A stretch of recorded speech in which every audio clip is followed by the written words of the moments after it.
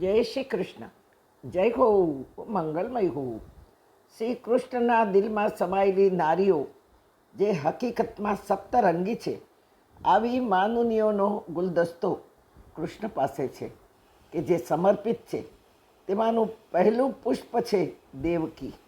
હા, વિશ્વમાં જેની કીર્તિ આજે પણ ગવાય છે. દેવકી પરમાનંદમ કૃષ્ણમ વંદે જગદગુરુ. દેવકી કીર્તિની અધિકારી છે, જેણે અવતારને અનંત યાતનાઓ વેઠીને અવતરવા માટે મજબૂર કર્યા. અને બીજી છે શ્રી. આ શ્રીની અધિકારી છે શ્રી રાધે. અનંત ગુણ વિભૂષિતે શ્રી રાધે. આવો કાલનું કન્ટિન્યુ કરીએ. અક્રૂર ગોકુળના ગ્વાલ બાલ કૃષ્ણ બલરામને રથમાં બેસાડી ગોકુળથી રવાના થયા. રસ્તામાં નીરવ શાંતિ છે. પંખીડાઓ પણ શોકમાં ડૂબ્યા છે. અમારો કાનો અમને છોડીને ચાલ્યો જાય છે.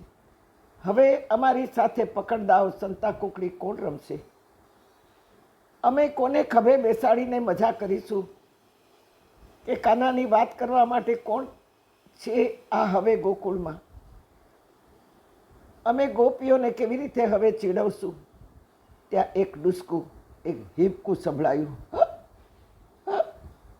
કોઈ હિબક હિબક રડી રહ્યું છે.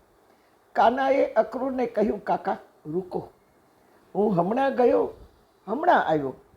રથ રૂક્યો. બાળકો ગભરાયા. કાનાએ રથમાંથી ઠેકડો માર્યો. અવાજની દિશામાં દોડ્યો. દૂર દૂર કદંબ વૃક્ષને વળગીને કોઈ રડી રહ્યું છે. કદંબ વૃક્ષને બાથ ભરી મુખ જેનું આકાશ તરફ છે. આંખમાં શ્રાવણ ભાદરવો વરસી રહ્યો છે. ડુસકા પર ડુસકા, ધધક ધધક ધધક ધધક રાધા રડી રહી છે. કાનાએ કમરેથી બંસી ઉઠાવી, રાધાના ગાલ પર ફેરવી. રાધા ઝપકી. કાના સામું જોયું અને તરત મુખ ફેરવી લીધું. કાનો ફેરવેલા મુખ તરફ વળતો ગયો. રાધા મુખ ફેરવતી રહી. કાનાએ મુખ પકડ્યું. બે હાથની હથેળીમાં મુખને સ્થિર કર્યું અને સમજી ગયો કે શા માટે રાધા રડી રહી છે.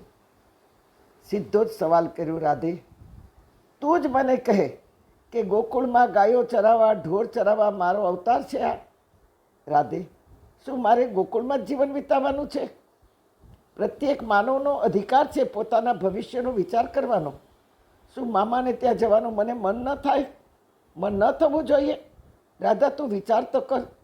મારો અવતાર બસ ગોકુળ પૂરતો જ છે. બોલ રાધા, બોલ બોલ. શું મને મન ન થવું જોઈએ મામાને ત્યાં જવાનું? રાધા, તું વિચાર તો કર. મારો અવતાર ગોકુળ પૂરતો સીમિત કરું? બોલ બોલ રાધા. રાધા બોલ. હવે હું નહીં બોલું, તું જ બોલ રાધા. પણ મને રોકીશ નહીં. તું મને રોક એવો શબ્દ ન ઉચ્ચારીશ. મારે ઘણું કાર્ય બાકી છે. રાધા, મારી ઉંમર વીતતી જાય છે. આજે મને 11મું વર્ષ બેસી રહ્યું છે. રાધા, ક્યાં સુધી હું ગાયો ચરાવું? ક્યાં સુધી ગોપીઓના પાલો પકડીને હેરાન કરું? ક્યાં સુધી હું માખણ લૂંટી લૂંટીને માકડાઓને ખવડાવતો રહું? ક્યાં સુધી હું મારા મિત્રોને સ્વસ્થ તંદુરસ્ત કરવા માટે ચિંતા કર્યા કરું? રાધે બોલ રાધે. રાધે, ક્યાં સુધી મારે આ કરવાનું છે? બસ એક વખત તું કહી દે કે કાના તું જા. બસ મારે તારા મુખથી આટલું જ સાંભળવું છે. આપણો પ્રેમ સદાય અમર રહેશે. પણ પ્રેમ સિવાય પણ ઘણી વાતો, ઘણા કર્તવ્યો બજાવવાના છે. પ્રેમ જ જિંદગીનો અંતિમ ગંતવ્ય નથી. પ્રેમ પહેલાં તો કેટલાય કર્તવ્યો પડ્યા છે. કર્તવ્ય બજાવીએ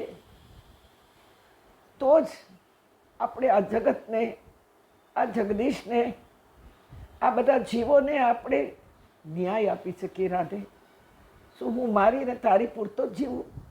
આપણે તો દુનિયા માટે સર્જાયા છીએ. રાધે, બસ એકવાર કહી દે કાના તું જા. એકવાર બોલ રાધે. રાધે બોલ. કાનાએ બે હાથે હડપચી હલાવી, માથું હલાવ્યું. મોઢું હલાવ્યું, રાધાનું મુખ હલાવ્યું. રાધે બોલ. બે હથેળીઓ પલળી રહી છે રાધાના આંસુથી, અને હિબકાથી કૃષ્ણનું હૃદય દ્રવી ઉઠ્યું છે. રાધે પ્રેમ સિવાય પણ ઘણી વાતો પહેલા નંબર માગે છે. બોલ રાધા.